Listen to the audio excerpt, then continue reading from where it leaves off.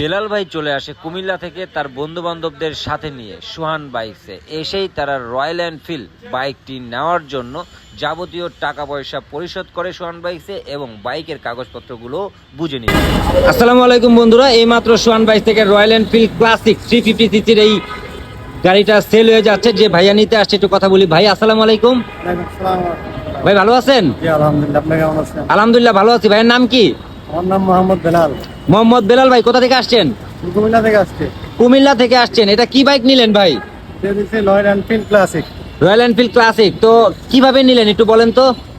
আসলে আমার আগে ছিল আমার R15M, এখন আমি ওইটা বিক্রি করে আমি এটা নিছি, কারণ এটা আমার একটা স্বপ্নের বাইক, এই জন্য আমি নিলাম।